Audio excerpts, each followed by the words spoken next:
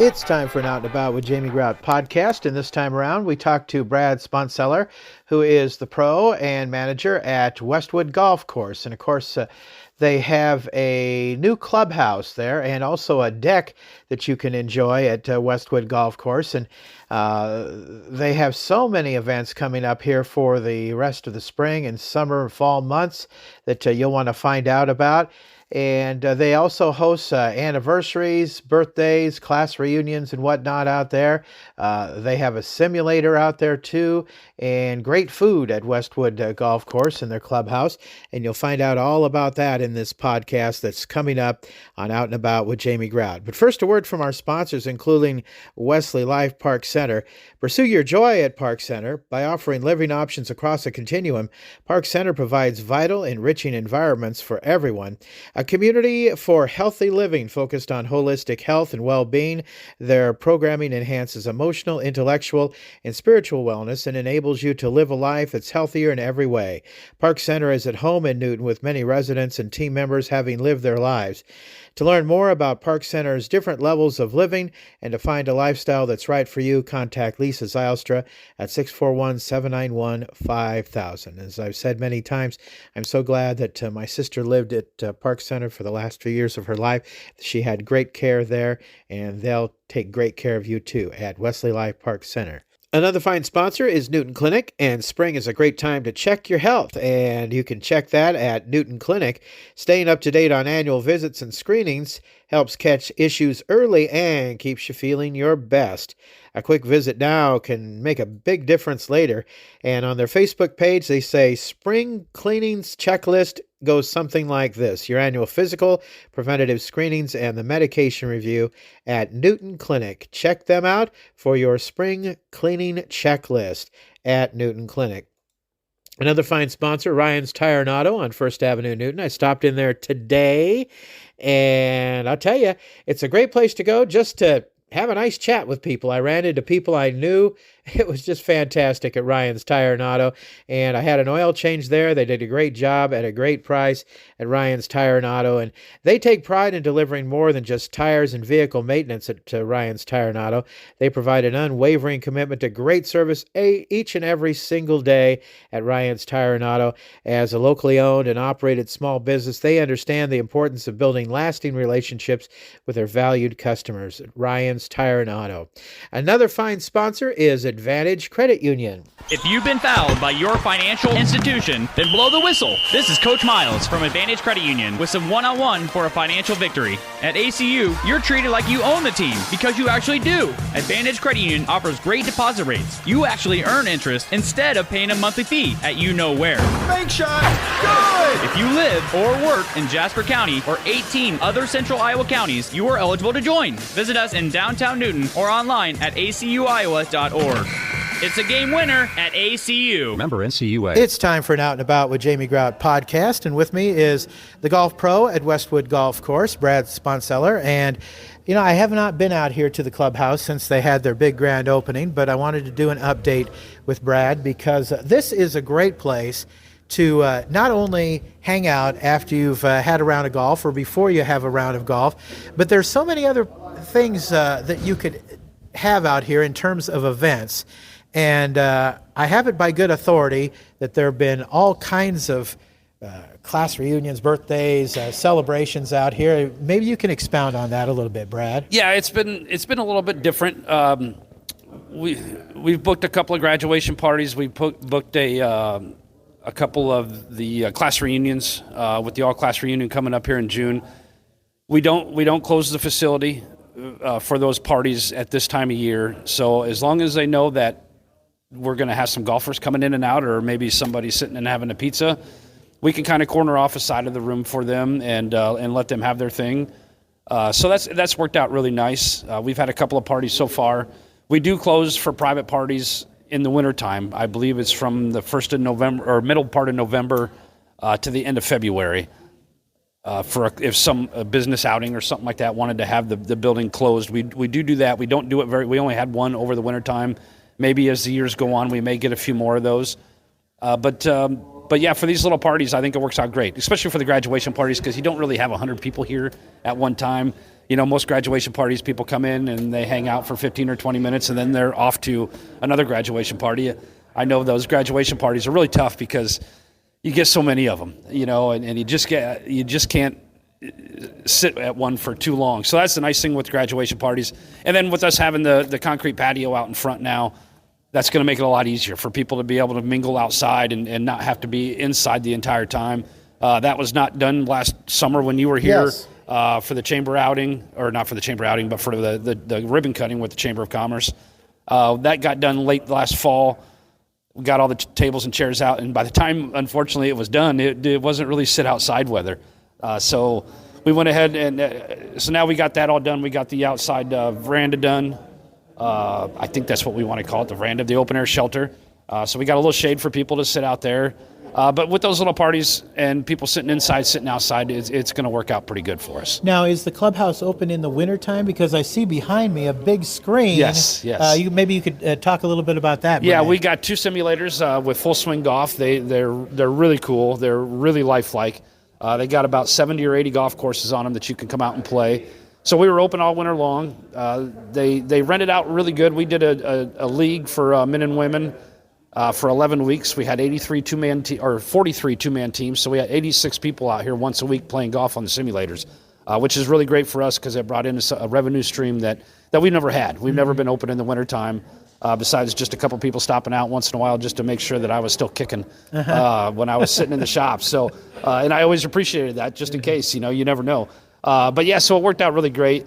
And then we ran like a 2-person best shot each month. That made it a little, just to entice people to come out and use it a little bit more. And then we just had regular rentals. And the same thing, we've had parents rent it for birthday parties for kids.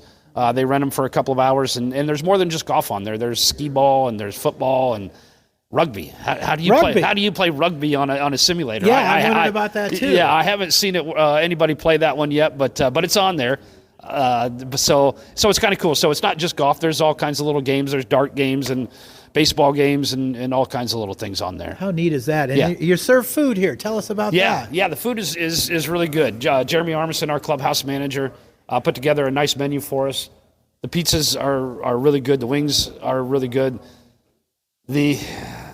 I'm doing my best not to get into these things, but the pretzel bites are excellent. Oh, man. And I'm scared to death to start eating them because I'm afraid I'll start eating them every day. I'm a big fan of those pretzel bites. Some of those other breweries and stuff that my wife and I have traveled to have these huge pretzels, man, and they're so good and they're so bad for you. And let me just say, I know from Facebook that you and your wife are foodies. Yes, we are. Yes, yeah. We don't take vacations and stuff, so we enjoy going out and finding new places that we haven't been to before, and that's kind of once every 2 or 3 weeks. That's our vacation. Sure. We take an afternoon and go do those things.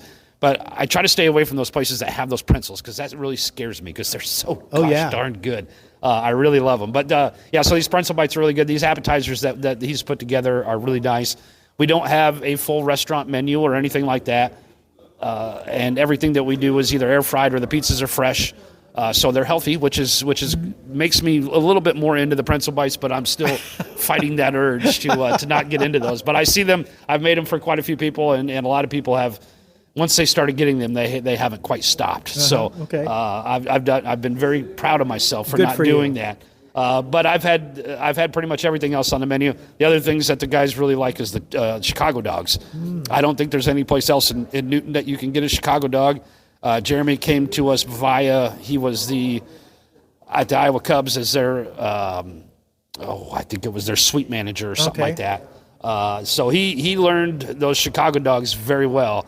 And we had a guy in here, I remember last summer from Chicago, and he said, "You guys serve Chicago dogs?" And Jeremy's like, "Yes, we do." And he's like, "Are you sure you serve Chicago dogs?" And he's like, "Absolutely." And he made him up one, and when he got done, he looked at him and he said it was just like I was in Chicago. Wow. So he does a great job with that stuff. Our kids have done a very nice job of learning how to cook. And the one thing that I'm most proud of is that I always told them that when you get something and you're ready to serve it, I want you to look at it and say, this is something that I would eat. And so they're putting out some really good food. They're taking pride in it, and I'm very happy about that. Well, I'm looking at your bulletin board behind you. Yes. Looks like you have some tournaments coming up. Oh, we got all kinds Tell of us it's this time of season. So We got a few outings coming up. The Chamber of Commerce has their outing Friday, May 15th, I believe is the date. It's a 9 a.m. shotgun. Ella White is putting that together. She's the new head of the Yes. Chamber of Commerce, so she's putting together some fun things to make it a little bit different than the years past, and hopefully they get a bunch of people to come out for that. Saturday, May 16th is our Westwood 4-person shambles event, which is a little bit different than most outings out there. Most of them are just a 4-person best shot, all 4 of you hit, and then you take the best one and all 4 of you hit. Kind of becomes a little bit mundane. But this one's a shambles, so what we do is all 4 players tee off. You select the best drive of those 4, Okay. and then you all play your own ball into that hole. So the nice thing is you hope that you're playing from one good drive. Hopefully one of your guys can hit one good one out there, and then you play your own ball into there, and then you count 2 of 4 of the best scores of your 4-man team. We've been running this event for probably 10 or 12 years, and everybody loves the different format instead of just the plain old 4-person best shot. We got our father-daughter coming up in July. That's a very popular event. One of my most proud of events, Larry Stewart took this over back in, I want to say, in the 80s. And it's always been at Westwood since then. I can't remember. I think it was in Mount Pleasant when he took it over, and they didn't want to run it anymore. Larry brought it here, and it's been here ever since. And the great thing with this one is very few of the people are from Newton. They come over. A lot of the families plan their vacations if their daughters or their dads have moved out of the state or whatever.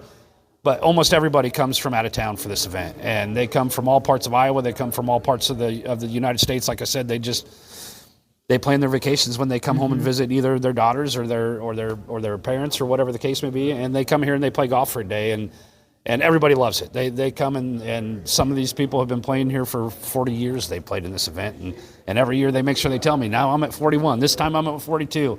And Larry always pops up and sees the people, so it's a really fun event. So we're looking forward to that one, and throughout the summer we're going to host the boys state golf tournament in late May.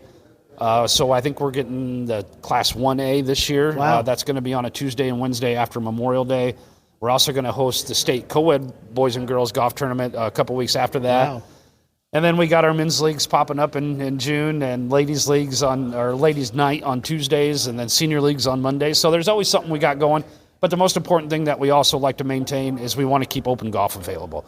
That's what we need the most. The outings and the tournaments are always good, but we also want to make sure that we're open for normal play too. You know, you brought up the name Larry Stewart. Yes. When I was a kid, I took golf lessons Oh, sure. from him. Yeah, Long yeah, time yeah. ago. Had the stogie Yeah, going absolutely. and everything. And now that brings up another question. Do you give golf lessons? Absolutely, yeah. I give them pretty much any time throughout the day, whatever works best for someone's schedule. I charge $30 for a lesson. They last about 45 minutes.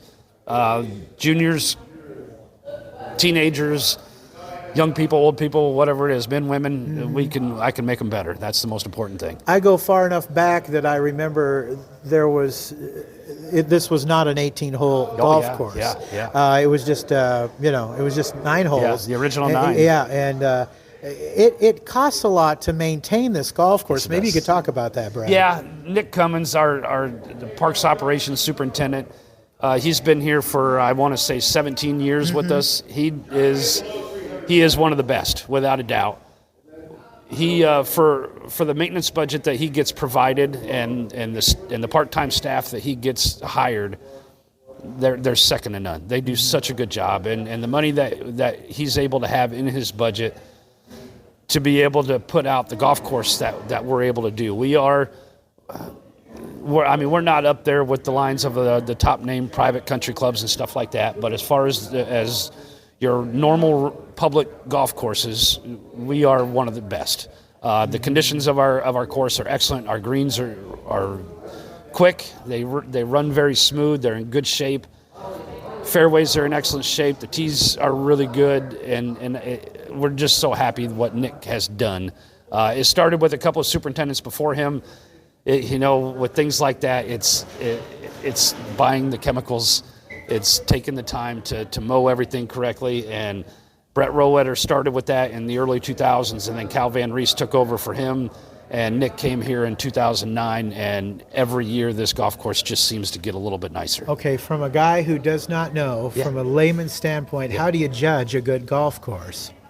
Well, layout is one of them. You just don't want to have back and forth and just the same kind of routine holes, being in good condition. The most important thing is to have good greens.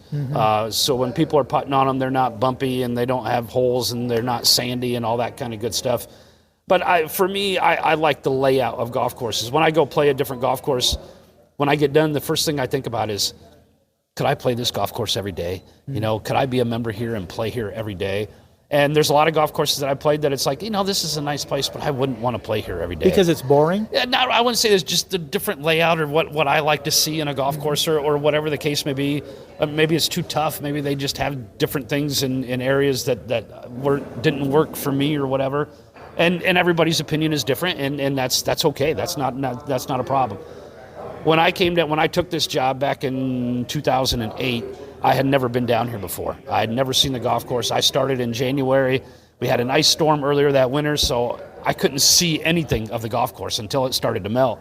And I played here the first time, and I was like, man, I'm really glad that I took this position because I really enjoy the golf course. The front 9 holes are hilly. You got elevated tees, you got elevated greens, a couple of dog legs, a small creek that kind of runs in your way once or twice. And then you go to the back 9 and you go down the hill on 10 and you don't come back up the hill till 18. And it's a lot flatter. It's a little shorter. And then but it's a little bit more target golf. So there's a pond and there's a couple of creeks that get in your way. So you got to be a little bit more careful with your tee shots. And then with the front 9, you can hit it pretty crooked and still find your golf ball on most of the holes, which is nice. And that's good for the not very good player. That's good for the average player, and it's even good for the better players. And we have a combination of all those here.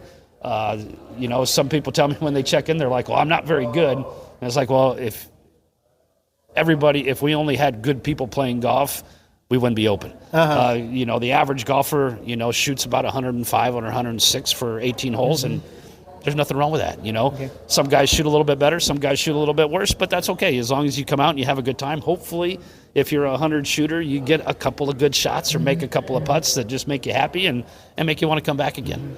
Tell us about the products you sell here, Brad. We do a pretty good merchandise here. We carry golf balls and golf bags, lots of apparel, lots of hats. We do a really good hat business. I keep Titleist golf hats in stock, and then another company called Black Clover.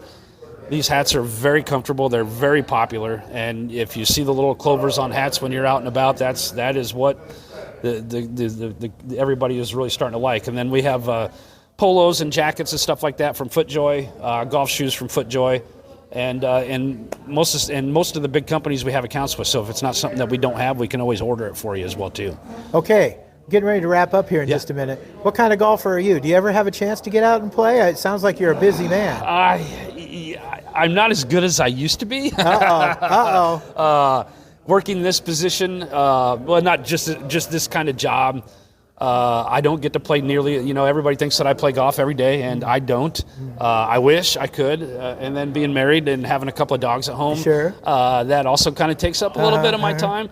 And you got to hit those restaurants. Yeah, you got to hit those restaurants. Yeah, and you got to keep her happy. There's no doubt about that. Right. If Mama ain't happy, nobody's happy. Absolutely, absolutely. But when I do get out to play, I hope that I always hope when I get done there's a 7 for my first number. Okay. Doesn't happen very often, but I can still keep it in the 70s, and if I'm not playing very well, it might be in the low 80s or something like that. But I still work on my game. I still love it. One of my most favorite things to do is to practice. We have this little short game area back there behind number 1 green. It was the old number 2 green from back in the olden days, sure. when you started playing. And we call it the old number 2. It's a nice little short game practice area. It's back in my single days, don't tell my wife this, I used to go down there at 5:30, 6 o'clock at night when everything was starting to calm down in the shop, and I could sit down there for 2 hours and have a little music going on the radio and just sit there and just hit little pitch shots and hit little sure. chip shots and putt. Loved it. It was my absolute favorite thing to do. I can't sit down on the driving range and beat balls for an hour and a half. That gets a little old for me. Some other people are different. They love, the range rats. They love hitting all those range balls. But for me, I love hitting little 30 and 40-yard shots and chipping and putting, and that's always been my game. No matter how much I practiced on the range, I would always hit it a little crooked here or miss a green from 150 yards or whatever. But if I could get the ball up and down and hit really good shots from inside 50 yards, my scores are normally pretty good. You have a favorite pro golfer? Or no? Yeah, I mean, I'm old, so I go back to Ben Hogan. Sure. I've read many books on Ben, and he, the legend. I mean, he was such a great player. Jack and Tiger, are they better than Hogan? Is Hogan better than them? Is Tiger better than them? You never know because they played in such a different era. They're all three great, and I loved watching all three of them play. I've seen some old videos of Ben playing tournaments, and one of my favorite Masters to go back and watch is 1986 when Jack won his last green jacket at Augusta. And Tiger's, I know he's had some issues here lately, but he's such a good player and such a fun guy to watch. And then, of course, probably my most favorite, who I always rooted for, was Zach Johnson. Oh, sure. Gotta love the Iowa guy. You betcha. And a kid that, didn't have all the talent in the world, didn't get any big scholarships when he went to school, and he worked his butt off. And he was able, and he made himself one of the greater players of all time. And a nice guy. And a super nice guy. Yeah. I've been around him a couple times, and he was always good with his time when people would come up to him, and super guy. Yeah, super guy. You bet. Brad, as we wrap up, if people would like to reserve the clubhouse for whatever occasion they have going on, or to get involved in one of the tournaments you have coming up, how can they contact you or one of your folks here? Yeah, just giving the Pro Shop a call, 641-792-3087. Most of my staff can give you all that information that you need. Our Facebook page, Westwood Golf Course, is probably the most up-to-date information for upcoming events and stuff like that. But most of all, just give us a call. We're stopping out, and hopefully all of our staff can answer everybody's questions. Okay. Our interview guest has been Brad Sponseller, who is the pro and manager here at Westwood Golf Course in Newton on Out and About with Jamie Grout. Other fine sponsors include Lynette Baker, Halo Branded Solutions, Westside Java Coffee Bar, Made Right Sandwich Shop in Newton, and Jersey Freeze in Monroe. Until next time, out is out.